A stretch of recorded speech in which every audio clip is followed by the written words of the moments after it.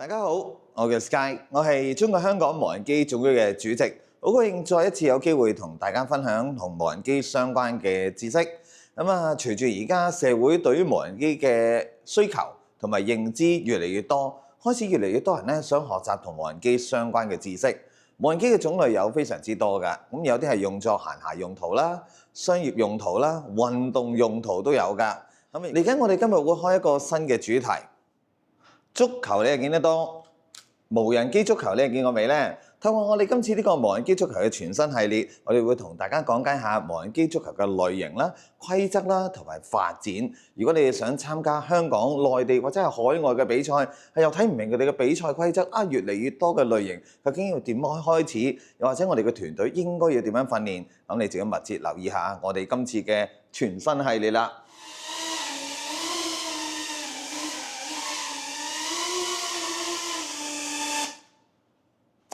係咪好簡單呢？相信學完呢個課程，你都會有機會成為我哋今日見過最有天分嘅人。冇問題嘅話，我哋開始。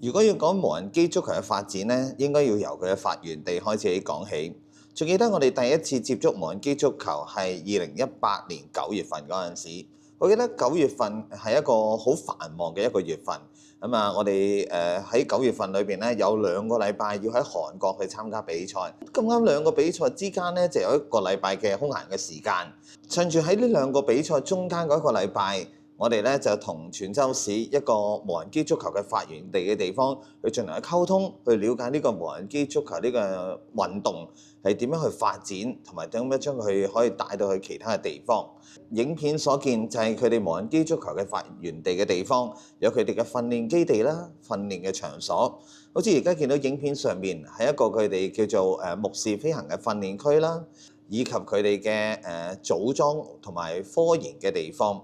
透過嗰次嘅活動同埋交談，我哋認識到無人機足球將會有一個非常之大嘅潛力同埋發展。咁嗰陣時，我哋同韓國咧就進行溝通，睇下點樣可以將呢個運動有系統地推廣去香港啦，或者係更加多嘅唔同嘅地方。因為當其時其實喺香港或者好多嘅地方發展無人機最多嘅係編程類嘅無人機，以及可能係穿越機。不過，如果有接觸過穿越機嘅朋友就知道，穿越機佢嘅起步咧，相對嚟講係比較困難啲。咁如果一開始就叫啲學生戴住副眼鏡，以第一身方式嚟飛嘅話咧，需要嘅練習嘅時間亦都會比較長。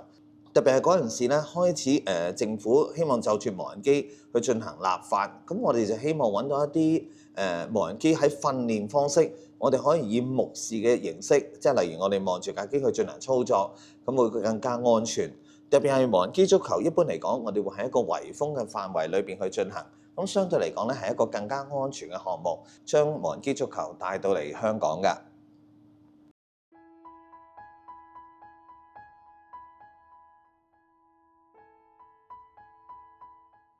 7年嘅時間，我哋見證咗呢個運動嘅發展，由啱開始，淨係得1-2間嘅機構去做關於無人機足球嘅項目，去到2019年，我哋見到 FAI 韓聯正式將無人機足球定義為體育運動之後，我哋見到呢樣嘢係不斷持續發展，再加埋香港嘅2022年6月1號起，小型無人機令嘅法例正式生效，大家對於無人機嘅發展，特別係喺學校裏邊去用作教學用途咧，更加有一套標準啊！因為有一個叫 AC009，佢特別去制定關於喺學校裏邊使用無人機足球或者係任何無人機相關嘅應用，應該要點樣處理等等。你會見到內地越嚟越多嘅廠商去投入唔同嘅資源，例如好似話建設唔同類型嘅球館啦，我哋有空心杯啦、有刷啦、無刷啦。由以前我哋只可以同韓國嗰度直接購買佢哋嘅獨家款式，到而家喺網上面可以揾到大量唔同類型嘅足球嘅款式，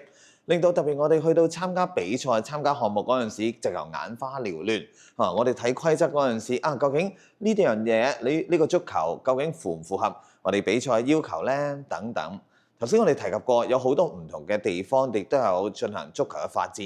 韓國作為無人機足球嘅發源地，你會見到越嚟越多大型嘅賽事去舉辦。其中一個大型嘅賽事將會係 FIDA 佢哋喺韓國2025年舉辦嘅 World Cup 嘅比賽。喺香港，我哋致力舉辦唔同類型嘅活動啦，同埋賽事㗎，大大小小嘅一啲嘅體驗啦，學校嘅開放日啦，一啲嘅正式嘅比賽。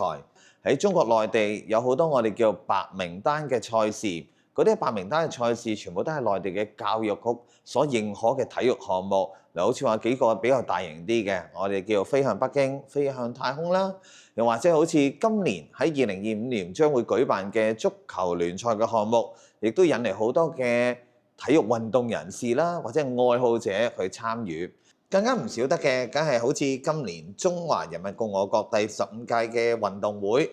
今次嘅第15屆嘅全運會，亦都係首次將無人機嘅運動，好似無人機足球啦、航空啦，或者係搜集無人嘅飛機擺落去成為正式嘅比賽項目，亦都標誌住無人機嘅發展已經踏入另外一個里程碑㗎。咁除咗香港、中國同埋韓國之外，美國亦都積極舉辦咗好多唔同類型嘅賽事。有機會嘅話，會同大家分享更加多關於世界各地唔同嘅比賽嘅規則啦，同埋一啲直播嘅項目。作為一個裁判，作為一個教育者，我哋希望將呢樣嘢更加有趣地，更加將我哋獲到嘅最新嘅全球化嘅知識同大家進行分享。希望以後大家會鍾意呢個系列咧。